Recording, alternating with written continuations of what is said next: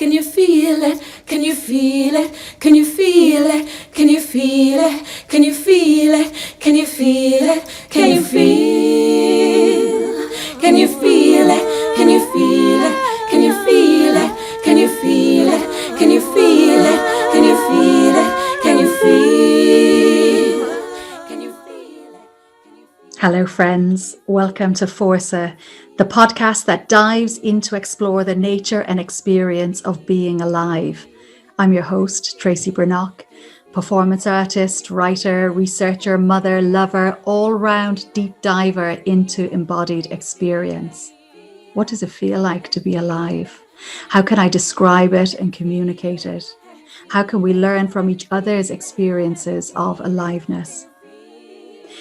In the series, I talk with a wide variety of guests, artists, activists, educators, spiritual teachers, writers, guides, shamans, to find out more about their experiences of the force, life force, energy of life, elixir of life, source, whatever we might call it.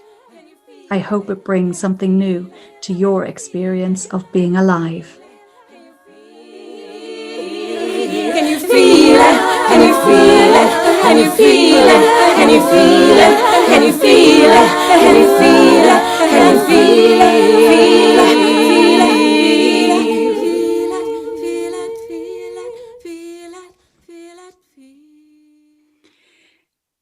A warm welcome to my guest, Rufus Mufasa, today. Rufus is a Wales-based, Welsh-speaking, pioneering participatory artist, a literary activist, a poet, rapper, singer, songwriter, theatre maker, and last but not least, a mother. From Barbican Fellow to the first Future Generations Act Poet in Residence, Rufus also works internationally, securing literary residencies from Hay Literature Festival to Sweden, Finland, Indonesia, and most recently Zimbabwe. She always returns to Wales, and especially to work with People Speak Up in Llanelli, who I also work very closely with, and is the place where we both first met. Rufus came along to one of my Breath Cafe sessions a few years ago and had a transformational experience, and has since gone on to work with other mothers to support them to find ways to speak their stories and break the barriers, the obstacles that prevent us from speaking our truth. Rufus promotes hip-hop education, performance poetry, and intergenerational development. She's worked as a Hull 19 artist in conjunction with BBC, contains Strong Language series. Her full poetry collection, titled Flashbacks and Flowers, will be released this year by Indigo Dreams, and her second album is also due. Her work explores motherhood, the spirituality of ancestry, class, climate change, and transgenerational and trapped trauma. I am delighted to speak with her here. Just a quick word. This first podcast recording was done in the middle of lockdown, and it was done as I was beginning to think about doing a podcast. So the sound quality on my mic is not so great, but hopefully bearable for you to listen. Enjoy. I never thought I would be the person that kind of got dragged into this digital domain way of life at the beginning of this, bonkers year we've all been through. But actually, I have found a very sincere spirituality with Zoom, because I think, digital fatigue aside and all that, and I had to put a lot of boundaries up quite quickly. But sometimes I found that the most present I was actually being in my days in the trenches of lockdown, where you think, oh my gosh, how can I do this? I've got 2 kids in the house. Can I do this 2 hours teaching? Can I meet these people online? Because I think you are letting them into your home as well, and I'm quite precious about my space. But they were the right people. So I was there to sort of facilitate and support them, but really they equally gave me as much facilitation and support back. And I think key to that was the fact that we were being very present with each other in that moment. But a lot of that came from my daughters teaching me to be very present, because I think when you're forced to sit with yourself, which a lot of us were forced to do in lockdown, there was no running away from things anymore. And that's hard. So then you start kind of doing everything other than to, I think there's like a fine line between sitting with yourself and being very manual and busy. I think if you lose the balance of that, it tips over. So for me, last winter was a kind of, I'd call it like a prelude to isolation, where I had my own stuff going on. And so I became very like DIY mad, like stripping floors and ripping up floors and wallpapering and all this stuff. And I had to call a friend and colleague, Peter Cox, who's a phenomenal writer. I had to say, look, I know it's Christmas, Peter, but I just need to check with you, like, that I'm not certifiable right now, because I can't stop doing DIY. And I know I'm probably spoiling your Christmas. I'm really sorry. Can we have this conversation? And he was like, no, I think it's your subconscious is processing a lot and being very active and busy. And I wasn't entirely convinced. And he said, there's a piece of writing in this, definitely. And he was right. So sometimes it's that thing about what's avoidance and what are you actually trying to process on a subconscious level. Mm-hmm. So I kind of be very careful about the two and not getting it twisted that I am in avoidance mode. So for me, I have had to learn to be present, and I'm actually getting quite good at it. It's your brain's like any other part of your body, isn't it? You need to work on it like you would your body in the gym. So working on your brain would be like mindfulness, meditation, stopping, feeling, honoring your feelings as they arise, crying when you have to, laughing when you must. But yeah, my girls have sincerely been my biggest teachers, because, while I'm kind of going, I got to paint the cupboards, like that's my idea of being present, and it's actually lies. And then they just be present so perfectly. But I've had to learn from them and never want to take that away from them. And there's something for me about the younger children, especially, that insistence on presence. They are nowhere else but here. What I find on those days when I'm in my head and I'm thinking and I'm planning and I'm trying to work something out, they're the most frustrating days, where the children are like, no, I need you here now, mum. It's like, but it's a real calling into presence all the time, and a breaking of a kind of mental, isolation that we put ourselves in, where we feel we've got to do all this stuff in our head, separated from the people around us. Definitely. And it was exactly the same for me in lockdown, where you'd be trying to do something and then you just get a call, Mommy, I've done a poo. And you're like, I'll be back now, it's going to deal with this. And running in thinking it's funny to like be half naked, and then you're just like, oh my gosh, this translates that I'm a terrible mother. And but I think there's something really lovely about that, showing your sincere situation and showing your vulnerability almost. And I think what's been so amazing about this whole experience has been how women have been frontline with it all, and juggling, like the constant juggling that we've always done is not changed now. Yeah.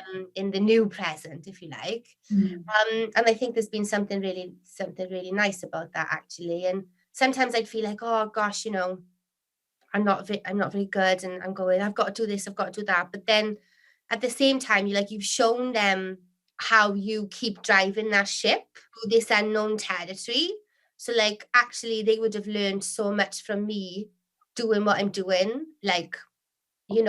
keeping making art, making films, networking with people. And they equally, because, if you think they haven't seen anybody with everything that happened, and then of course they want to see who's online, and of course they want to see who you're chatting to and say hello, it's that's very real too. In terms of your artwork then, what has been most present for you in the last few months this year? What are you working on at the moment? So I found out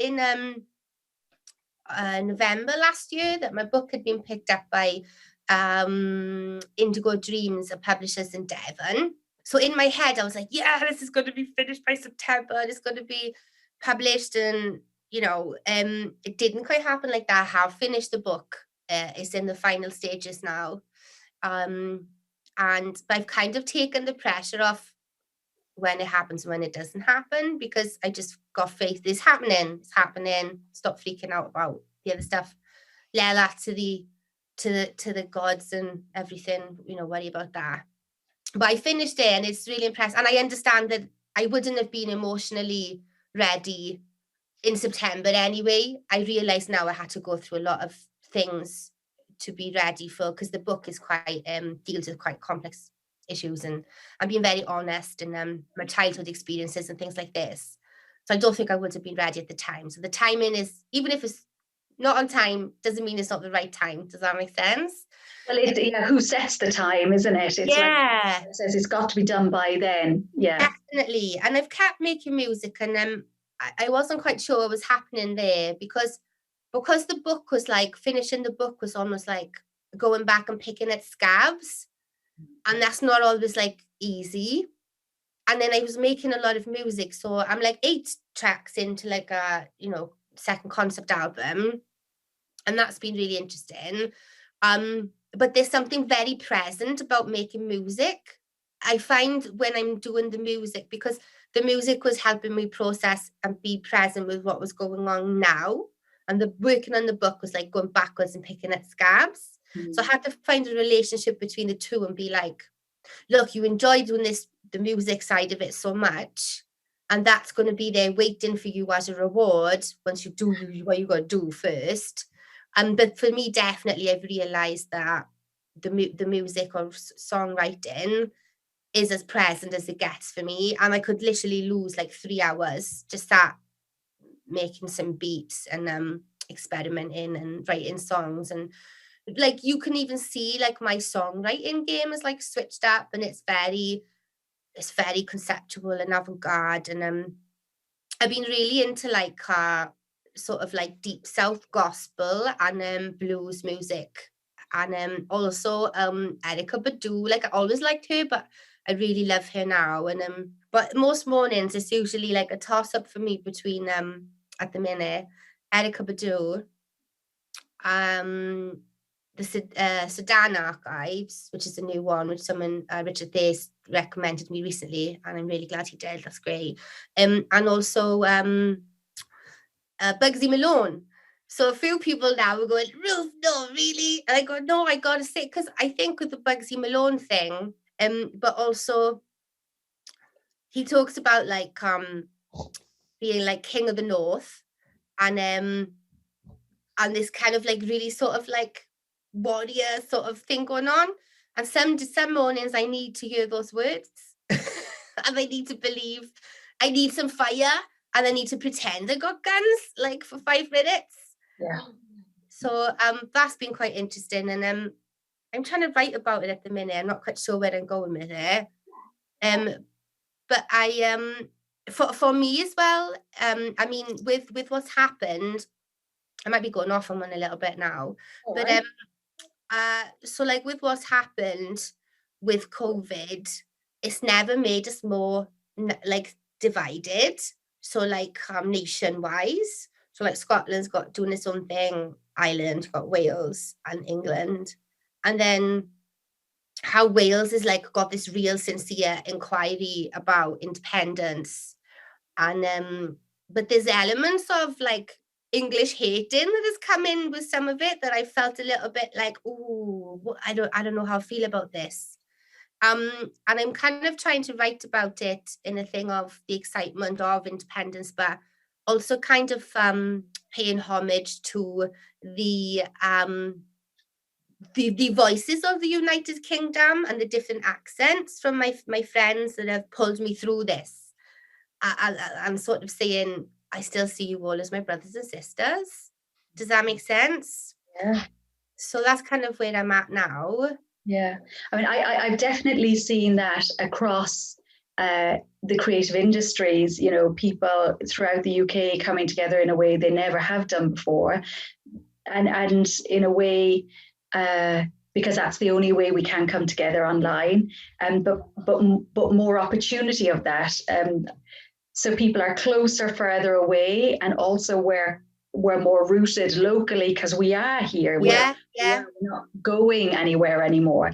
So it's for me, I've seen those very different ways of relating, which for me has been great because a lot of my friends and my family are in Ireland.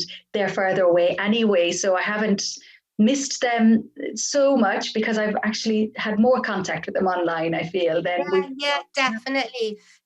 And I think for me as well, there's been like I see kind of like accents and how people talk as like a medicine right now, and it's like, so I don't even think pre-lockdown that I left many voice notes. I always thought it was quite funny if you'd like text somebody and then they'd send you a voice note back. And it was, but like voice notes is like a main part of my day now. When I got people, like they genuinely look forward to getting voice notes from me. And I genuinely equally look forward to getting voice notes from them. And it's kind of like this continuous, it's quite a contemporary way of like journaling or script writing in a way that I think, wow, I hope I've got all this safe because there's a story here somewhere. Or do you know what I mean? I hear that for me, like I think in my own artistic practice, the voice is so important because what it's doing is really registering my presence through sound and and there's language there, so there's some thoughts as well, but actually the direct voice, and I get that sense, especially when I hear you performing, that's so direct, it comes straight in through all my cells, and my being absolutely registers your being, on its most basic and profound levels. It's so direct, the contact with the voice. I think there is something really beautiful about it. And so I just had my head, and it's quite funny because I think I was an artist that always was very impulsive, or would be like pen and paper, like I could just sit with pen and paper without the thought, or I was thinking differently, I don't know. And then I was in Sweden last year with a group of writers, but Dominic Williams. And then he said something really funny this day. He was like, when you're working out something and it a poem or whatever, and it's like bounces around your brain for like weeks and months. And I was like, no. And then it was like, in that moment, it was like he zapped me with this new thing. Like I think it was like a voodoo thing that went on. And ever since then, so I don't know, it's almost like a gift and a curse, because you haven't got that urgency or agency to be like, I got to sit here and do this. You can trust that your brain, there's a part of your brain that's taking care of it for you. So it is like running this little show reel all the time. Like, you're almost like a forensic scientist, but in a writer way, working something out all the time. But I really do think that was a genuine exchange of something that day that happened with him, that he was like, zap, you're going to work differently now. And I kind of like it though. I kind of like this new way of, but then it's always this thing of, are you being present?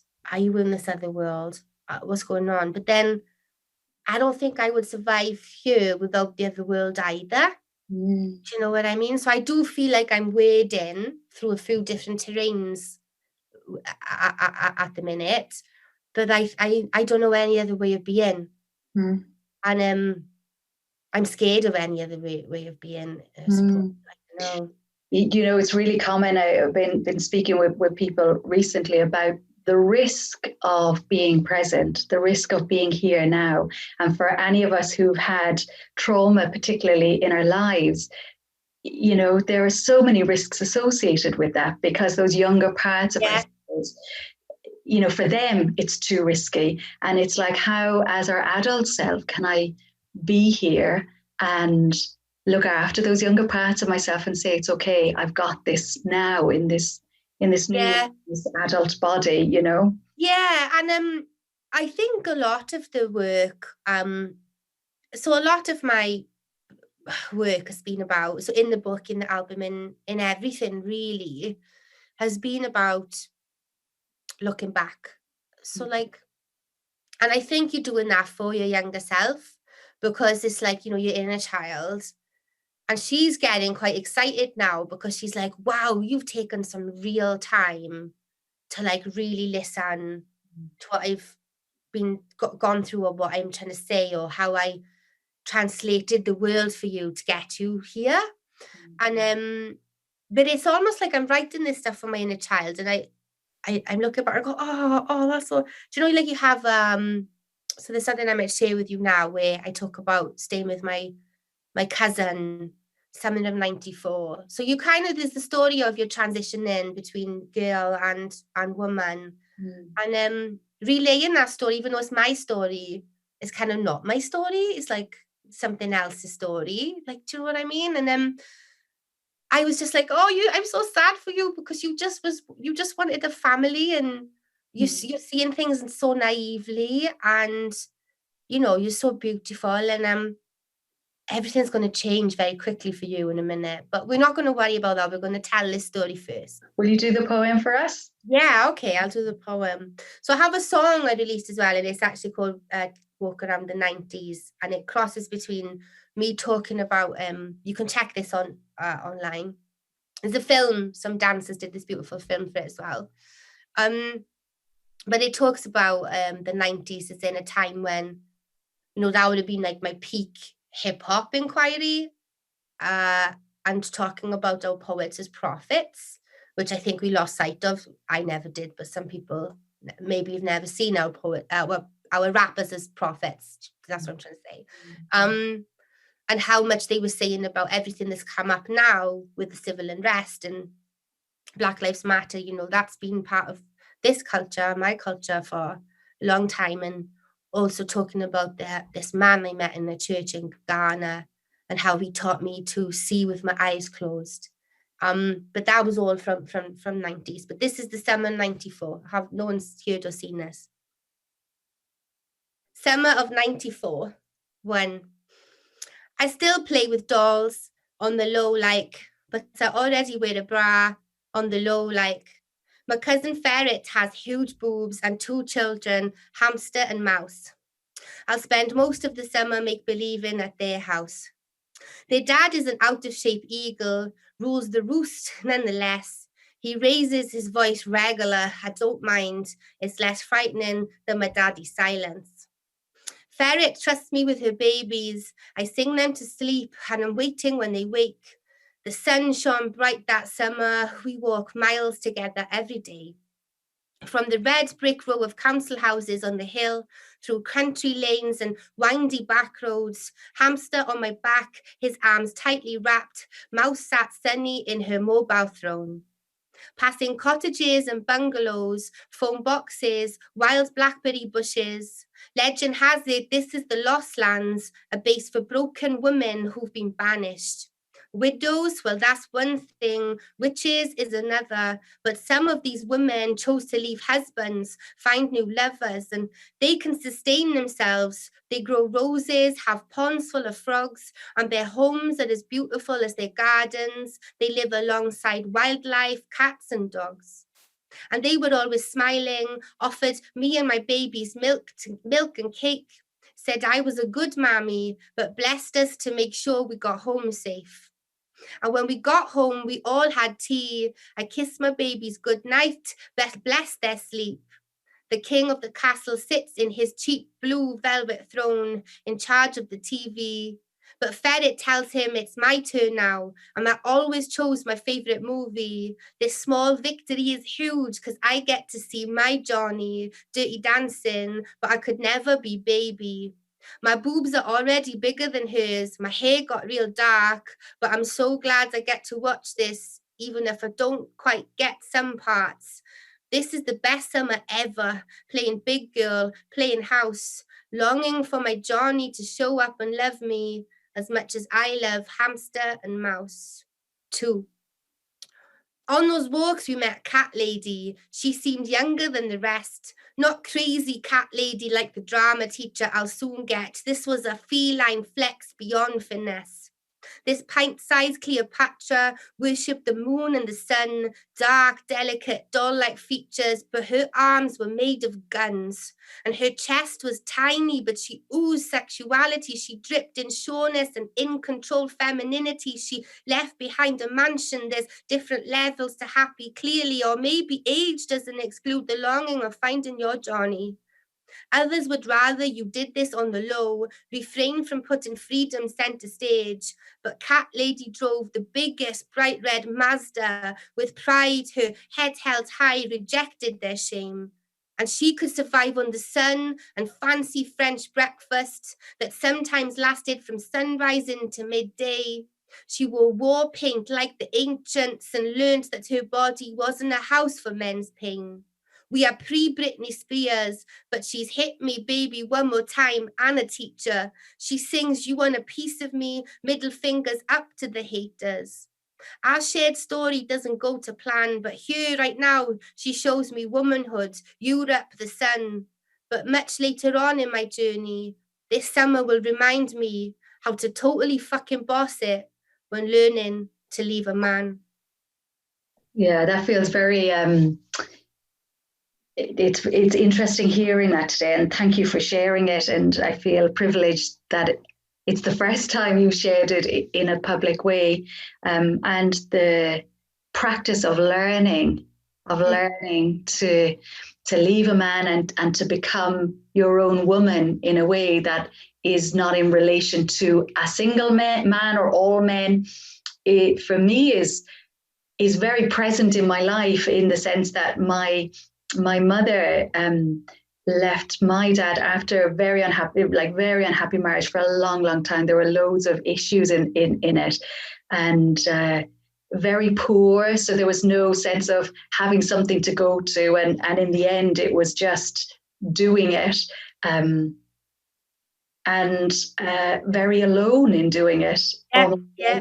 I grew up in Catholic Ireland. Divorce was still illegal. It was like people just didn't do that. People stayed married. It didn't matter what was happening. You stayed married and you just got on with it.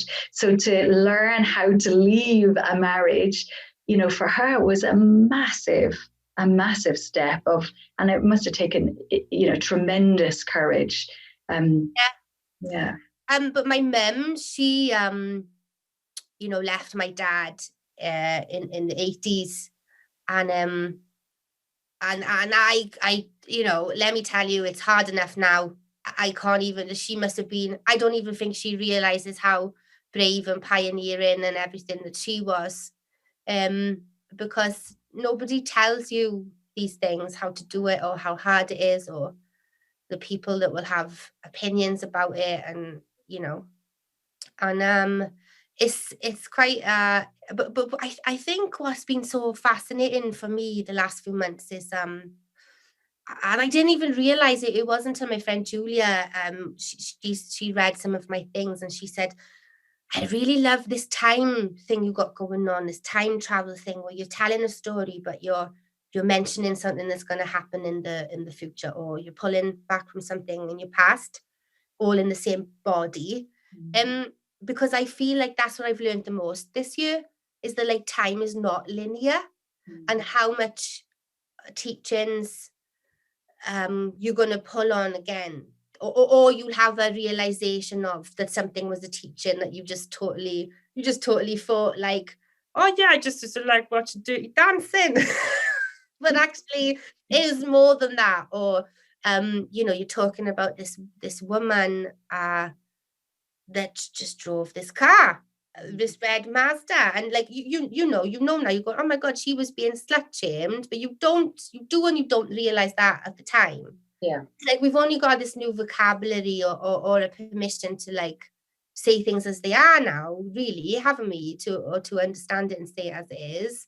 But and I find it quite fascinating these people that turn up and they're not necessarily even passed over. which I find fascinating, that people can be with you in spirit and they're not in spirit. So yeah, and it's just this connection between your past self, present self, future self, higher self. They're all you've got a team. Mm. A team of people. And it's like, I know I talked to you about the other day, like my spirit council.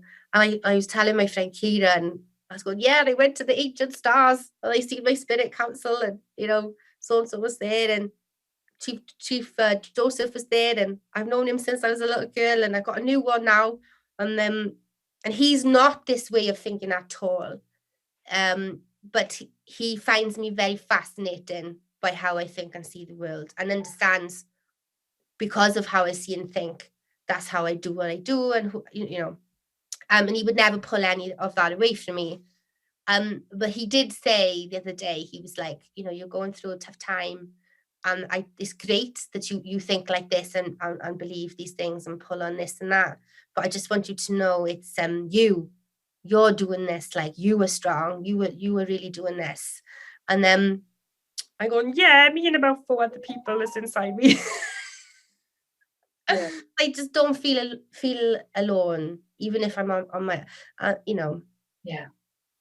I hear that, and I hear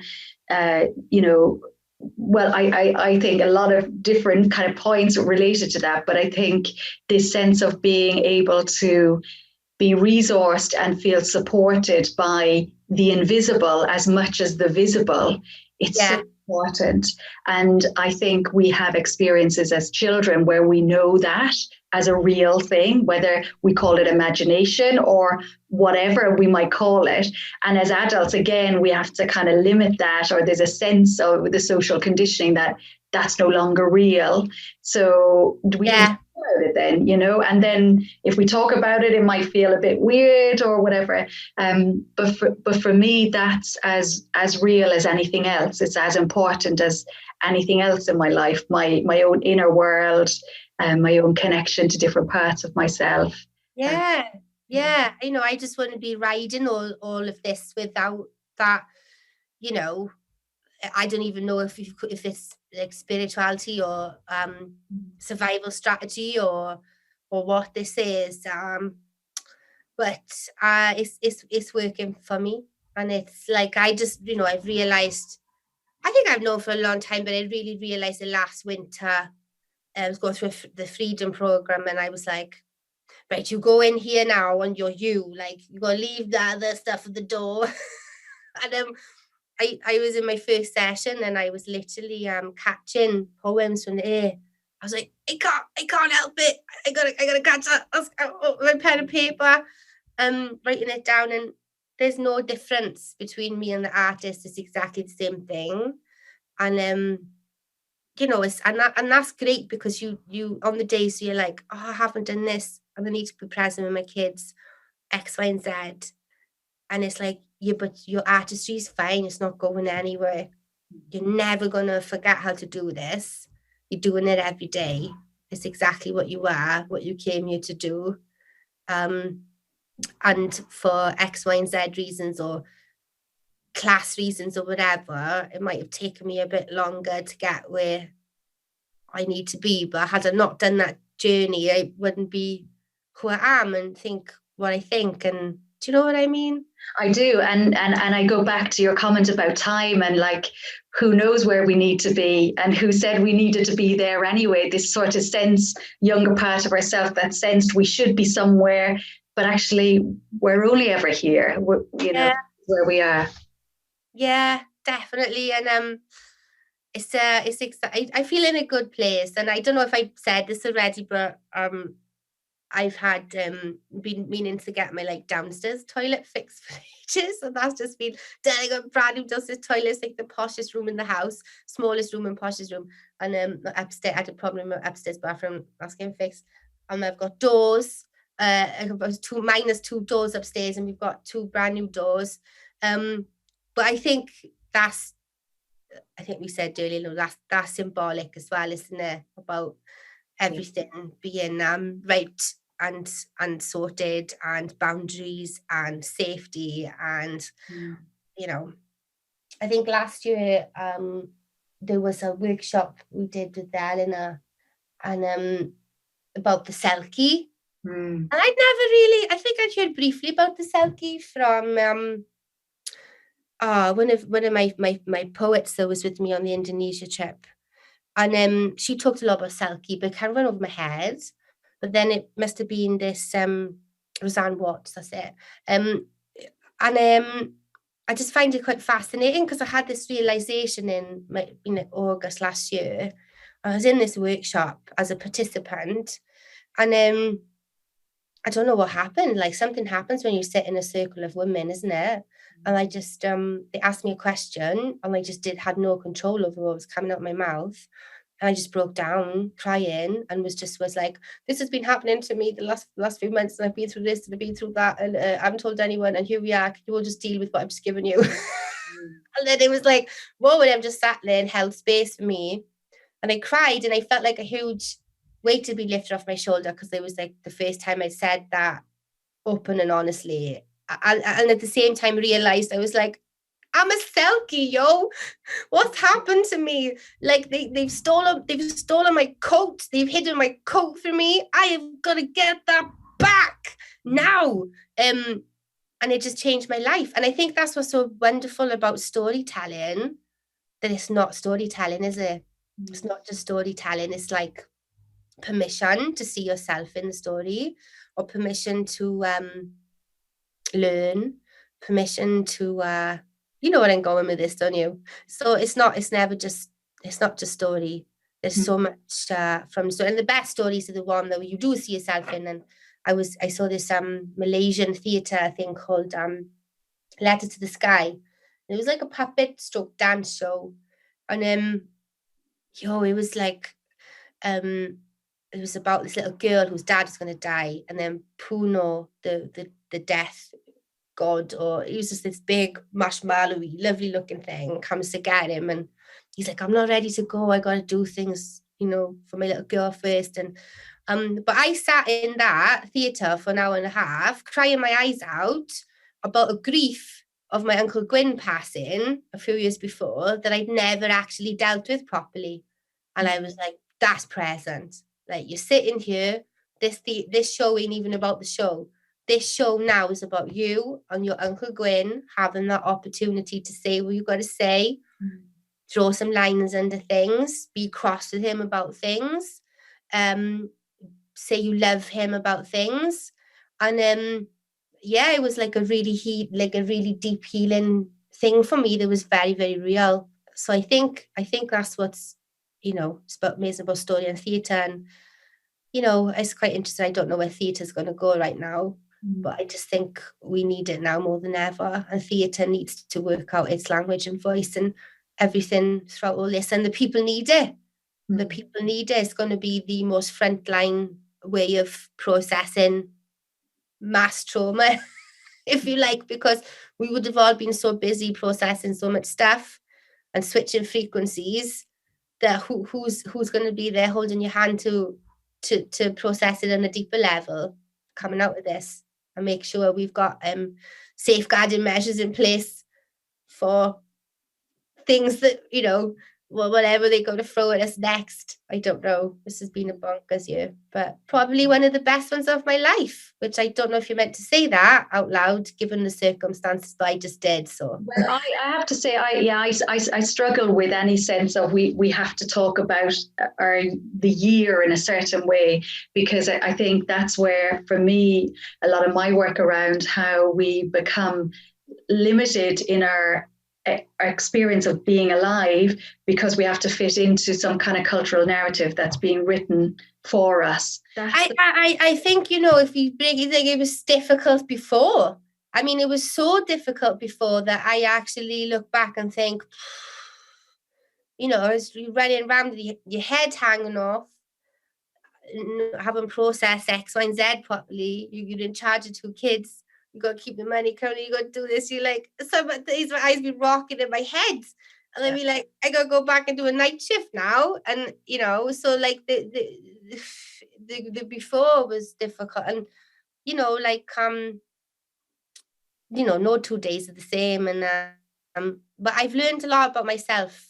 I learned a lot about myself, and that's great. And I feel, I'm okay. I'm okay with who I am and what I'm doing. And yeah. Thank you for speaking with me. Thank you for connecting. I leave these one-to-ones with my heart just feels so wide open, and I'm so grateful for the connection with, another human being. So I don't know whether, just opened by it in my physical heart, in my cells. I feel an openness and an excitement and a kind of joy as well of being in connection with others. So thank you for that. No, it's beautiful. It's sincere, and I hope that's what we've, because connection's so important, isn't it? Yeah. And it's one of the best Saturdays ever. Seeing you. It's great. Great. Thank you. Can you feel it? Can you feel it? Can you feel it? Can you feel it? Can you feel it? Can you feel it? Can you feel it?